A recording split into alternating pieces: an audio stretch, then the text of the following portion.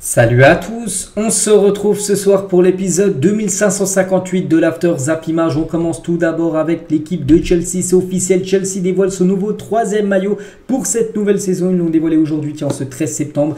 Donc un maillot sponsorisé par Nike, à noter qu'il n'y a plus le gros sponsor, le gros 3 en plein milieu du maillot, parce qu'actuellement, je n'ai toujours pas trouvé de sponsor maillot à cette équipe de Chelsea qui est peut-être en négociation, parce que ce serait une grosse perte d'argent, parce que voilà, ils peuvent faire rentrer quasiment du 100 millions d'euros par saison, en rajoutant bien sûr un sponsor maillot en plein milieu. Donc voilà ce troisième maillot et c'est officiel. On continue avec un autre maillot. Les joueurs de l'OM ont décerné le titre de joueur le plus nul au Taureau au mois d'août à Amin Harit.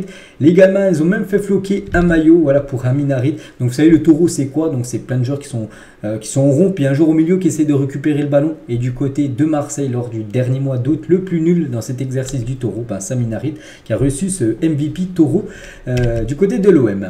Gareth Southgate sur le cas Harry Maguire. Harry Maguire hier est rentré en jeu à la mi-temps. Le problème, c'est que 20 minutes après, buteur contre son camp, Harry Maguire. Et il a dit: il est traité de manière ridicule depuis une longue période. Je n'ai jamais connu un joueur traité de cette manière par notre propre fan. C'est au-delà de tout ce que j'ai jamais vu. C'est que déjà en France, il est beaucoup critiqué par rapport à ses performances. Alors vous imaginez même pas du côté de l'Angleterre, et encore avec hier ce but contre son camp. Donc il dit que il n'a jamais vu un joueur aussi traité de cette manière par ses propres fans. Voilà, l'Angleterre, en parlant de Harry Maguire.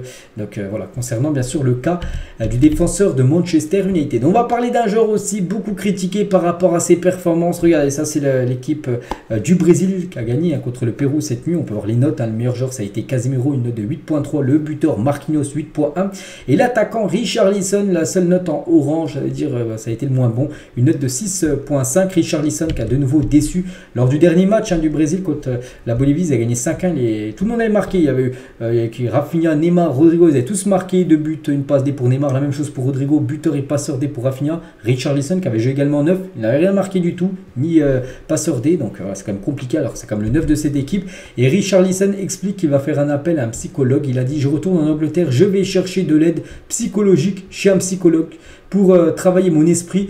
Je veux revenir plus fort cette semaine, je vais m'asseoir et discuter avec Tottenham. J'ai besoin d'une bonne suite, obtenir du rythme de jeu et arriver en forme en sélection. J'ai traversé un moment turbulent au cours des 5 derniers mois en dehors du terrain. Maintenant, les choses sont déjà bonnes à l'intérieur. Les gens qui ne regardent que mon argent se sont éloignés de moi. Les choses vont commencer à s'améliorer. Donc, on espère pour lui. C'est vrai qu'il déçoit énormément, que ce soit en sélection. Comme je dis, il déçoit, pourtant tous les autres marques. Et même en club, bien sûr, du côté de Tottenham. On sait que depuis son arrivée l'été 2022, il avait marqué très peu de buts la saison dernière en première ligue. On va parler d'un joueur qui pourrait potentiellement remplacer Richarlison en attaque du côté du Brésil. C'est le jeune Hendrick. Je déteste les boîtes de nuit, je déteste faire la fête, je préfère aller au resto avec ma famille, je ne veux même pas savoir combien d'argent je gagne, je veux juste jouer au football. Et ça vraiment c'est une très belle déclaration. Bon après il peut profiter de la vie, il peut sortir de temps en temps, il n'y a pas de souci, mais non, il veut pas les gars, il veut juste jouer au football, profiter du football. N'oubliez pas que ce jour arrivera en juillet 2024 au Real Madrid. Declan Rice par rapport à ses modèles, ses idoles, il dit en première ligue c'est évidemment Rodri, son modèle, on peut dire, qui joue le même poste que lui, partait quand je suis arrivé à Arsenal, il était incroyable. Tchouaméni du Real Madrid, c'était aussi un jeune très agressif, il prend le ballon, il va de l'avant, il est bon. Voilà ce que peut dire Declan Rice par rapport aux joueurs qui l'inspirent. On peut voir par exemple le français Tchouaméni.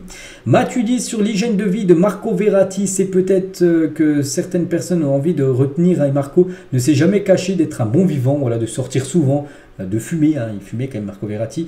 Donc n'oubliez pas qu'au départ c'est un gamin qui arrive à Paris depuis Pescara, ce n'est pas le même rythme de vie, mais il savait être sérieux aussi. Je peux vous assurer que Marco n'est jamais arrivé à l'entraînement en retard, qu'il a toujours été un grand pro. Voilà le beau message de Matuidi par rapport à Marco Verratti, là qu'on va parler aussi là dans quelques instants.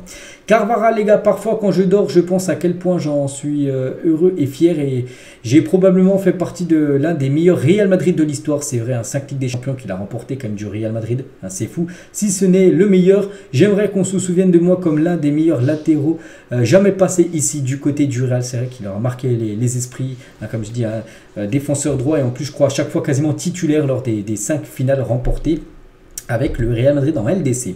595 000 téléspectateurs en moyenne ont assisté au match des espoirs face à la Slovénie sur la chaîne L'équipe. Donc c'était avant-hier en début de soirée, c'était à 18 h le match. Il y a même eu un pic à plus de 730 000 téléspectateurs, c'est pas mal, c'est des très belles audiences, surtout pour la chaîne 21, la TNT, surtout pour un match de l'équipe de France Espoir. Donc l'effet bien sûr Thierry Henry. On va parler de l'équipe de France A, on sait que les Bleus hier ont perdu 2-1 du côté de l'Allemagne. Et regardez, c'est là...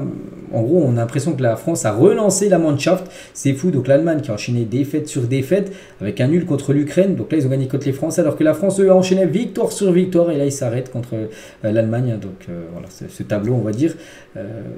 Voilà, on relance les Allemands, on peut dire.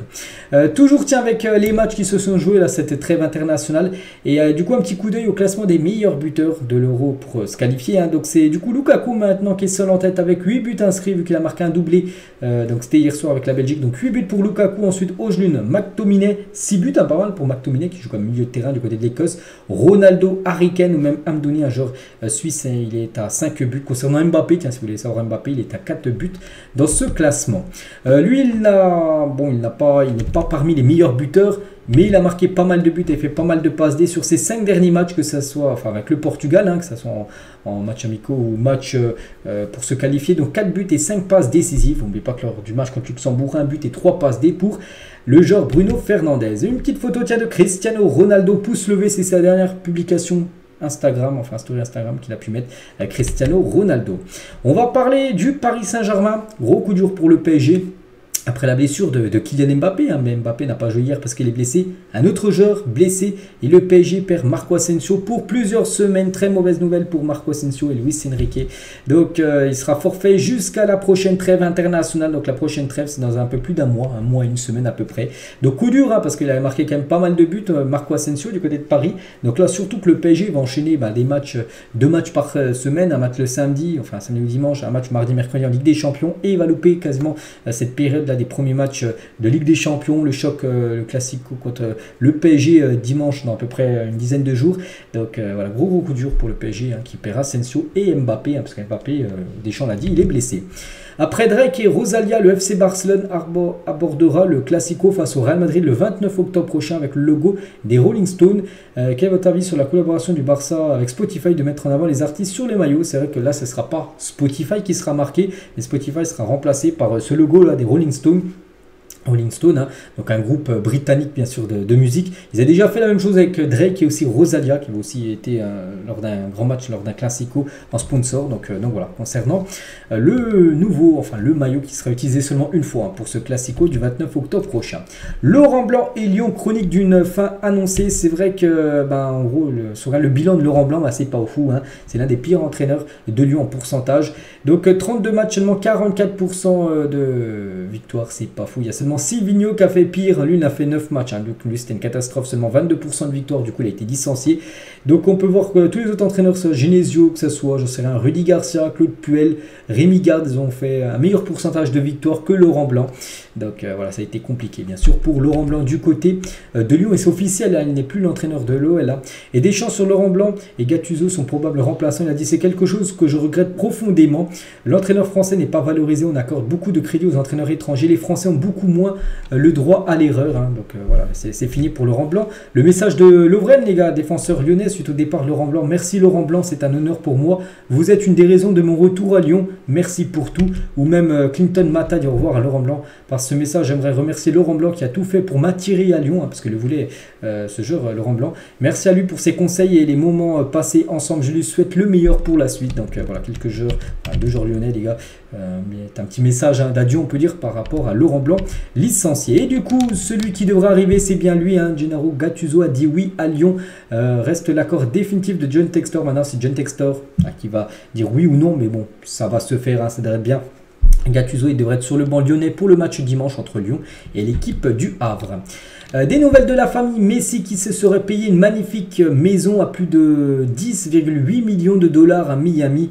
Située au bord de l'océan, la villa comprendrait notamment une piscine, une salle de sport, spa et 8 chambres. Le climat floridien va le changer du climat de Paris, qui voilà, un climat on sait de temps en temps il pleut, alors que du côté de la Floride il fait très beau même souvent. Donc voilà, la nouvelle maison à plus de 11 millions à peu près de dollars, c'est ce qu'a déboursé la famille Messi. Officiel, Anthony Modeste, 35 ans, rebondit pour 2 ans à Al Ahly du côté de l'Égypte. Hein, attention, c'est pas Al Ahly, du côté de l'Arabie Saoudite. Donc voilà, Anthony Modeste qui était libre de tout contrat depuis son départ Dortmund. Donc il signe 1 an plus une année en option du côté de l'Égypte. Lui aussi, c'est officiel, c'est Riyad Boudebouz, 33 ans, rejoint au Odd Club en D2 saoudienne pour 2 ans. Artisan de la montée de Al Ahly en D1. Donc Al Ahly, du coup, a beaucoup recruté et du coup, les anciens joueurs, ils n'étaient plus dans les plans comme Riyad Boudebouz, qui était un joueur très important, mais vu qu'il y a eu, maintenant il y a Lensa Maxima, il y a Riyad Mahrez, il y a Roberto Firmino, il y a Gabri Vega, voilà, tous ces joueurs qui sont arrivés, du coup il a plus sa place, il n'est plus dans les plans et du coup il est parti en 2e division saoudienne. Riyad Boudebouz, et c'est officiel, c'est signé.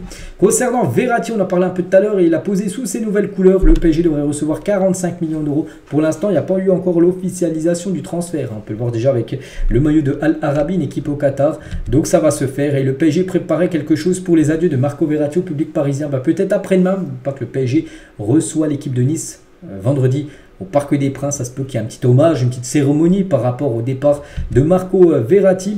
Et Jérôme Roten ne voit pas Verratti comme une légende du PSG. Il a dit, Verratti fait partie des 20-30 joueurs qui ont marqué l'histoire du PSG, mais je ne le vois pas comme une légende, comme un joueur emblématique qui a marqué l'histoire du club. Ça, c'est une certitude, mais je n'irai pas jusqu'au mot légende. Pour moi, les légendes, il ne peut pas y en avoir 20 dans un club. Donc voilà, pour lui, il est entre 20e et 30e joueur qu'on marqué le plus du côté du PSG. Marco Verratti, n'oublie pas que c'est quand même le deuxième joueur à jouer le plus de matchs, le joueur le plus titré de l'histoire du PSG. Il ne le voit pas comme une légende. Bon, je ne suis pas du même avis que Jérôme Roten. Officiel, la nouvelle programmation des matchs de Ligue 1 de 2024 à 2029.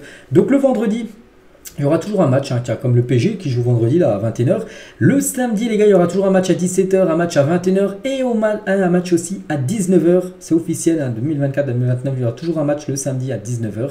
Le dimanche, c'est fini, il n'y aura plus de match à 13h. C'est fini à partir de l'année prochaine. Il y aura un match à 15h, il y aura 3 matchs à 17h, c'est-à-dire que le multiplex ne sera plus à 15h, où il y avait beaucoup de matchs à 15h, mais maintenant à 17h l'année prochaine, et un match à 20h45. Donc voilà, c'est la nouvelle programmation des matchs et c'est officiel pour les 5 prochaines années. Et concernant la Ligue 2, donc ça change un petit peu aussi la Ligue 2, donc il y aura un match toujours le samedi à 15h, il y aura 7 matchs en multi à 19h, ça bouge pas, mais il y aura un match le dimanche à 13h, au lieu du match le lundi. Vous savez, la Ligue 2, il y avait souvent un match le lundi soir, mais en gros ce match sera décalé maintenant au dimanche 13h. Ligue 2, on peut voir BKT là. Et c'est officiel, c'est la nouvelle programmation que j'ai dit les gars pour la prochaine tranche 2029, voilà. Journaliste avant la CAN 2022, préférez-vous rester en club en janvier ou jouer la CAN? Donc Sébastien Haller, il a dit, cette question montre tout le manque de respect que vous avez pour l'Afrique. Poseriez-vous cette question à un joueur européen avant 1 euro? Bien sûr que je vais aller disputer la Coupe d'Afrique des Nations. C'est hors de question de rester en club. Il ira bien sûr représenter et jouer bien évidemment avec la Côte d'Ivoire cette CAN. Voici les 10 plus grosses balances négatives de ce mercato estival et le PSG est 3e, parce que si vous voulez voir la première équipe européenne, c'est le PSG. Avant il y a Al Hilal et Al Ahly, c'est par rapport aux clubs qui ont acheté et revendu. Donc le PSG, ils ont plus acheté que revendu, moins de 100 millions d'euros, on peut voir sinon les autres clubs. Ils sont situés combien? Je sais rien, l'équipe de Ronaldo, Al Nasser à moins 164 millions d'euros. Et on finit les gars avec les cartes cette fois-ci des meilleurs joueurs de la première ligue pour le eSport FC. Voilà tous les joueurs. Donc les deux premiers, même les 4 premiers sont des joueurs de Manchester City. Haaland 91, De Bruyne 91, Ruben Dias 89 et Rodri 89. Après il y a Alisson Becker 89, le gardien de Liverpool. Donc voilà, c'est tous les joueurs du côté de la première ligue. Christopher Nkunku aura une note de 86. Donc voilà, les joueurs hommes et les joueuses femmes plutôt. N'oubliez pas que les cartes hommes et femmes seront mélangées. C'est-à-dire que vous pourrez utiliser par exemple l'attaquant de Chelsea, Samantha Kerr, l'attaquant australien qui aura une note de 90. Donc là aussi, c'est les plus grosses notes du côté de la première ligue version filles. Donc voilà ce qu'il y a à dire aujourd'hui. J'espère que ça vous a plu cet After Zap Image. On se retrouve, on est quel jour là? Mercredi, demain jeudi pour le prochain numéro. À demain.